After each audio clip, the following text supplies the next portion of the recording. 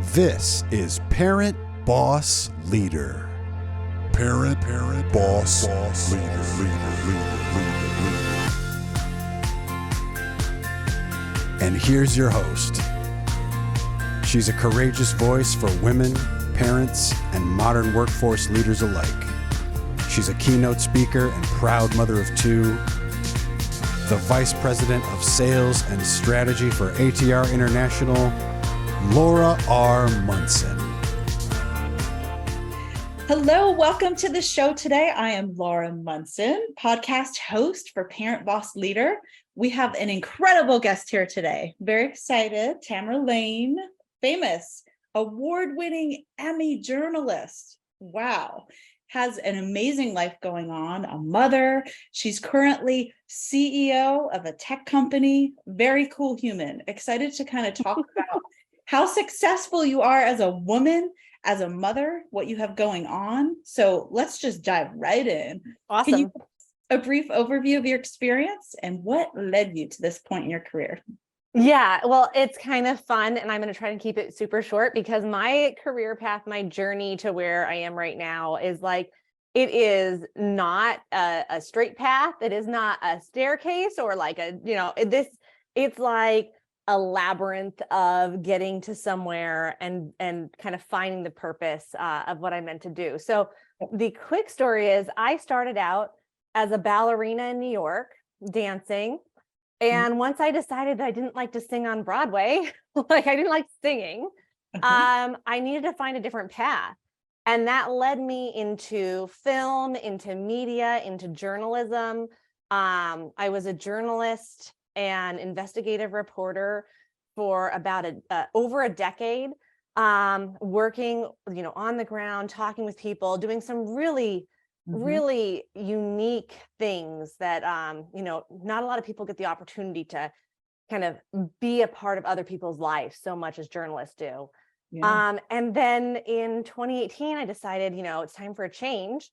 And so what am I going to do? And so I started going, okay, well, I really love working with purpose-driven brands, right? I really love working with people who are trying to do something that makes a difference in other people's lives.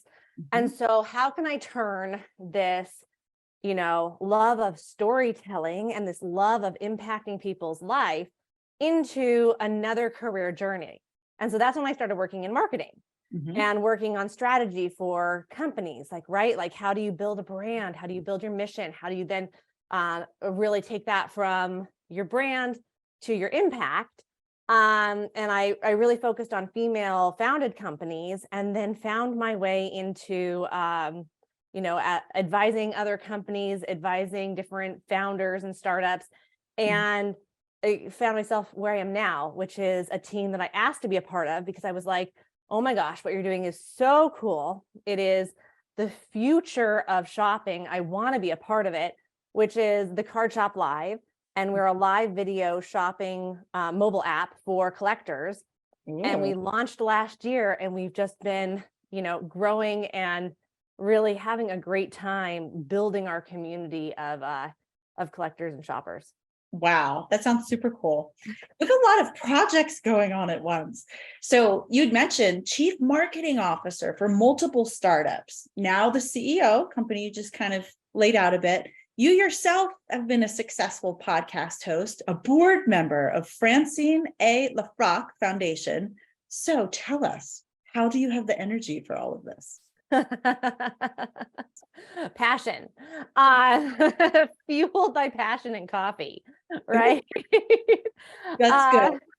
Yeah, I really love working with people. And so that's why I found my way into being kind of in a fractional CMO and fractional C-suite, because it allowed me the opportunity to work, on multiple different brands or organizations at one time, and really help brands at the same time who don't need a full-time person, right? So it became a natural fit. And then you find that, as you're doing this kind of fractional journey, you find that then some organizations need more of your time. And that's kind of where I am right now with the Card Shop Live, obviously, because we are in the growth and scale phase. So that's definitely taking up a monopoly of my time. But yeah, it's honestly, where do I start with it? It's like you pick what you're excited about. And if you're excited about your work and you're doing something that you're passionate about, you kind of find the time. And I'm very strategic about the projects that I work with now. So it doesn't feel like I'm juggling a whole bunch of different things. Yeah. I love that. You know, it's funny. You remind me, I had a podcast guest once, and he leads courses on EQ, change management. And he said that two things really create change with people. One of them is passion. Passion really pushes people out of their comfort zone. And you're definitely a passionate person. It exudes from you. And I think that's good advice for people in general. People who kind of get stuck in the day-to-day. Passion really drives us, doesn't it?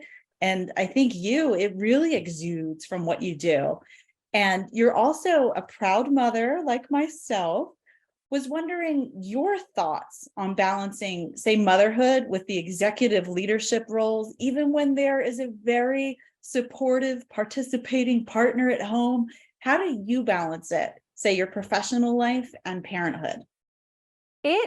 My goodness, it's like, it's the hardest thing to do. And anyone who says, oh my goodness, like I can create a routine and I can, like it's no problem. I feel like it's almost a disservice to other mothers who are like trying to struggle to figure out how to make it work, right? Because I think the honest truth is there is no balance when you're a mother, especially of young children, right? Every day is a different adventure.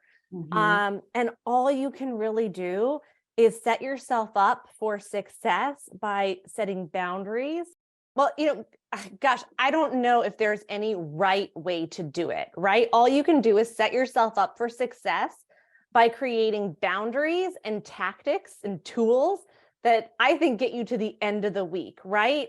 Because as mothers, and especially mothers of young children, every day is different. Ugh. And you can't plan for the unexpected. Is your child going to be sick tomorrow? Well, then, it's a totally different game plan than if everything goes, correct throughout the day. The other thing is everyone says, oh, get up earlier, right? Well, you need to sleep. I love that one. Get up early. I know. Maybe 3 a.m. 3 a.m. Yeah. What is the right time to get everything that you need to get done during the day? Yeah. So, I mean, personally, what I've tried to do is set up just boundaries of when I stop work, because the work won't stop, right? True. Like the emails keep coming, the calls keep coming. So when do I personally turn off and go, everything else now needs to wait until tomorrow? And I honestly just started doing this year. And it was when my daughter kind of would come up to me at 7 o'clock and be like, oh, mommy's still working. And I was like, oh God, this stinks. Yes. So I set the boundary at 6 o'clock when I get up to leave to go get her, then that's it for the night, unless there's like some absolute emergency that can't wait. And I give myself 2 wiggle room nights of is there a networking event that I need to go to? But on those wiggle room nights, my daughter can be on the networking call with me if she wants to be behind me. I like that. Coloring. Because then that's the boundary of other people need to know. If you plan something at night, then my family comes with me, if it's a virtual event. And then the other thing is the tactics and tools that, you use. I was just asked this question, what's your number one tool as a working mom? And I was like, I found, and not everybody can do this, but I found an amazing virtual assistant. Oh. And it's one of those things where it's you need the extra help, and it is okay to get the extra help. Nice. Right? We shouldn't be expected to shoulder it all. And so in order to make sure like that you can do the things that you want to accomplish, get the extra help that you need and give yourself boundaries, because otherwise you're not going to be sane. Yes, it is so well said, the boundary piece. And I think there can even being an executive, also a parent, there can be guilt on both sides. I don't know if you've experienced that, maybe. So for me, if I'm on the computer, if I'm on my laptop still, as you mentioned, 7:00 p.m., my kids are always at the door kind of staring at me with big eyes like, Mom, are you off yet? But then there can be reverse guilt on even on the job side. If I'm not responsive and something big's happening, I can have, FOMO. What's happening at work? What am I missing? I want to make sure I don't miss anything. So the kids will see me on the phone, just kind of checking. It's kind of decisions being made while you're giving a bath. Exactly. Well said. Well said. Yeah. So I wanted to dive in a little bit to your LinkedIn page. So you've noticed, or you've mentioned that you're passionate about developing and scaling startups that make a big impact, which is amazing. Have you noticed any changes lately? Because there's been some recent collapses of some fairly notable banks in the US. Have working with startups changed at all for you? I mean, I think it's too soon so for me personally, I was not impacted. Luckily, I mean, from the companies that I work with, the organizations that I work with, I'm a big supporter of support, like investing in women run funds. Yep. So like fund managers who are women, or funds that support women. Both of those, all those for me, I'm super lucky weren't impacted. But it is now a big talking point, because we look at the repercussions, right? Of what happened, and like, thank God all these small businesses and bigger businesses that had their money in these banks are okay. But it's going to affect funding and access to capital going forward. Which is going to be huge. And we don't know the effect of that. And I would say I am seeing a little bit of the effect of that with some of my companies, which is the access to capital, because it's right at a time when it's hard to fundraise. So we're seeing budgets, get smaller for marketing and essentials. We're seeing, all those things because there's no access to easy capital. Yep. Yeah, I think overall, there's definitely a lot of fear in the US, but at the same time, the jury is still out. So going back to LinkedIn a little bit, your banner image says it's time to think more ambitiously about your impact. You can achieve anything. So what does thinking more ambitiously mean to you? So in the beginning, when I started working with startups, it was very much, how do we create a really good, brand image, or, how do we create this picture? And it was always kind of started from one side of the spectrum, which is, okay, what are we creating? As opposed to the other side of the spectrum, which is, what is our impact going to be? What is the outcome of what we're doing going to be?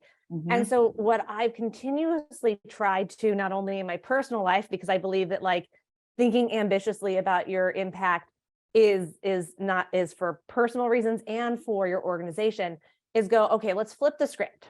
Let's start from where you want to be. You want to, like, what impact do you want to have? It's not, and I'm just going to throw out, like, it's not creating a makeup brand that goes to Sephora. That's great. That's a good outcome. What impact do you want to have with that makeup brand? Is it that it's, healing to women, or, like, what is it that you want to accomplish? Not just an outcome. Wow. That is very good question. And I love hearing kind of a little insight into your mind, even how you think from a marketing perspective as well. That's very cool. So, and I do it personally. I think the best advice I ever got was write your own mission statement. Ooh, I like that. So write a personal mission statement, and that helps guide all the decisions that you make, from how you invest to what jobs you take to what to what you do as a leader or, at what you're working on, because then you stick to your values and what you want to have impact on or accomplish. And I did that, and it made a difference. That is a powerhouse human thing to do. I really like that. I think my next question was going to be advice that you had for people to start thinking more ambitiously. That's awesome advice, writing a mission statement. What else? I think, so to start, Mhm. definitely write your own mission statement. That was, again, I didn't come up with it. That was great advice that I got and went, oh my gosh, yes, now I do it. I do it every year. I check in on it monthly. Mhm. Tactically, I have a journal that asks me those questions every month, so Wow. that I know, like, hey, am I hitting key performance indicators for myself? That sounds so geeky. My KPIs, I'm hitting them all. I said this for myself this year. Am That's I hitting funny. my goal? But I do that. I do that, once a month, and I check in, and then I ask questions like, if I didn't hit it, why? What was in the way? Things like that just really, keep me on track. Mhm. But other things that I do, it really is about changing your mindset on that kind of bigger picture. What Mhm. impact do you want to have versus what outcome do you want to have? Yeah. And it may drive you just a little bit more and make you see more clearly on, like, the little things that you can let go of that maybe take up a ton of time, Yep. but don't get you anywhere near Mhm. where you want to be. Mhm. That is such good advice. In fact, I'm liking this personally to take notes from you. So it's almost what I love about our conversation too, is you've shared that it's really important to you mentoring women in business. And I love that. I even feel mentored by you right now. So wanted to ask you, if you're looking back over your own career, who were some of the most influential, important mentors that you've had? So I would actually say that my mentors, I thought a lot about this question when you said it. Yeah. My mentors have all been more recently, which is interesting. Mhm. I look back and I think in my 20s, and also as like a woman in my career, there wasn't a lot of structured mentorship, right? So I didn't realize in my 20s that I needed to grab people and, like, really hold on to their fantastic advice or lessons that they were giving me. It was just like, yeah, thanks for the job, or thanks for, whatever. And then kind of moved on. And I look back and I think, oh my gosh, I really missed opportunity. So Mhm. then in my 30s, I started, like, actually being a part of organizations that were mentoring other women and just seeing how important that was. Mhm. And so this is not quite your question, but I'll answer your question in just a second. Now, as I mentor these young women, I do some very structured mentorship. And then I have, like, my marketing associates right now that work with me at Card Shop Live take a ton of unsolicited mentorship, right? I Where love that. I You give will them, take my wisdom. yeah, I'm like, hey, just, like, this is totally unsolicited advice, but you do this in this situation and you buy it. Yep. I love that. And it's, again, because, like, sometimes you don't realize it, but, like, there's people who are willing to give a ton of time to you or effort when they see that you really have the opportunity to grow and be a fantastic person. But Mhm. now I would say I I have tried to surround myself with a group of people who inspire me and who I can go to for advice. So I would say it's funny because they probably wouldn't call themselves mentors if they, if you ask them, but they're mentors to me because I follow them, like, we're friends, but I also follow them on social media. I go to them for advice. Mhm. I specifically schedule time for, like, hey, I want to work through some thought processes with you. Do you have time to talk with me, about this? Mhm. And most of them are women. I have a few men who have also been fantastic mentors in my life. And who once you realize, hey, this person's a mentor and they're willing to give time to you, you don't take advantage of it, but you definitely utilize it. Yeah. I'll call and be like, hey, I need advice on this. Do you have 15 minutes to talk with me? Yes. Go get the advice. That's good advice in and of itself. Yeah. So, oh, go ahead. I didn't want to cut you off. I was going to say, I just think all too often we don't realize that other people don't have a problem with helping, you work through problems, right? Especially when it comes to if you come with a structured ask. Mm-hmm. Well said. So one of my next questions, and you answered it a bit, how could we do better to help other women coming up behind us? What can we do to look at them to help them? And I loved what you said is the unsolicited advice. Hey, this can help you. But what are some other ways that really we can really think of helping other women? I think there's some really great organizations right now that are thinking through this. Flick is one that I was a part of for a while.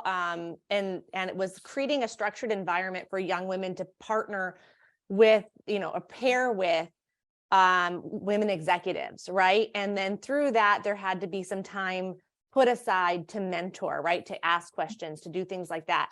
Mm-hmm. But I think really what it comes down to is for us who are more experienced to flat out say, hey, we are available to you if you have a question. Do you want to schedule monthly time or weekly time, right? Because I think when I look back and go, man, I had so many missed opportunities. Well, that's because no one offered their time to me. Yeah. And I was 20 and was too afraid to ask. Yeah. And so, giving that kind of unsolicited, but also like very open and transparent, hey, do you want to sit down and talk that out for like 30 minutes? Mm-hmm. Is a good way to start, because maybe that's an opening to someone who might be too shy to ask, but really, with the right guidance and opportunity could be a phenomenal leader in a few years. Yes. I think that's really, it's key what you said, because often as leaders, we can get busy in our day-to-day, or we're making sure our teams are running well, but that's going the extra mile to really help another person to grow and inserting ourselves and showing the open door policy. So I like that. I think that's great advice to other leaders. What do you think are some of the gaps in the workplace that still remain for women in our culture? Besides maternity leave, paid maternity leave. Besides that one, yeah. Besides that gigantic, and that big issue. And let's pair that with paid paternity leave. That's like legitimate paternity leave. Yeah. Because as someone who's 8 months pregnant right now, it is funny thinking like, well, I'm going to bear the brunt of this for the next 5 months, right? And that's, I think, goes back to where I just have to give a shout out to my fantastic team who put me in a leadership position for this tech company, knowing that I'm 8 months pregnant and being like, she's still capable to do this and still can handle all of it, right? Yeah. Because that's a huge thing right now that just like, it's the elephant in the room that everybody sees, everybody knows, but what are we doing about it? Yes. And I think that right there, it starts off that journey for a woman who it's already hard to juggle everything. How do you continue to do it? And that's kind of the starting point of it. Yes. I'm sure there's 100 other things. And I guess this is just the one that's top of mind for me at the moment, that I think something has to be done in our society. And there's other places that do this better. So it's not like this is a global problem that we're like, well, there's no good answer for this. There's definitely good answer. No, I think you did a great job answering it. When I think of the question too, myself, I kind of go back to remembering to be humble, to think of others before myself. When I think of that perspective, that helps me as an individual to reach out to help. So I think collectively, I would say too, just consider others, not just ourselves. And I think you're great at that. You're a wonderful example of reaching out and offering your wisdom, and you've been that way. And I think if people could think more like you, I think that would be huge. We would have a different world. Soon, right? We will. So Tara, I think there's, go ahead. oh, I was going to say, I think there's so many good things happening. But at the same time, the progress is not happening as fast as I would personally love to see. We still see 3% of the VC funds going to female founders, right? Like there's still there's so many huge gaps that are still there that we're working on. Yeah. And I think we can make it go faster by working a little harder towards it. Work harder, have heart involved, right? Come on now. Too many gaps still. I'm talking about it more. Yes, I think that's part of it. Just having the conversations, bringing light on things. And I really appreciated your time today. I think you've added such valuable nuggets, Tamara. It was so good to connect with you. This was so fun to chat with you. Yeah. So what would be the best way for people to connect with you? Would you say LinkedIn, or what would you? LinkedIn. Yeah, LinkedIn. Definitely LinkedIn. I've been doing much better at answering my messages on LinkedIn. So connect with me, leave a note, and I'd love to chat. Perfect. You're a powerhouse lady. Our listeners, connect with this amazing human.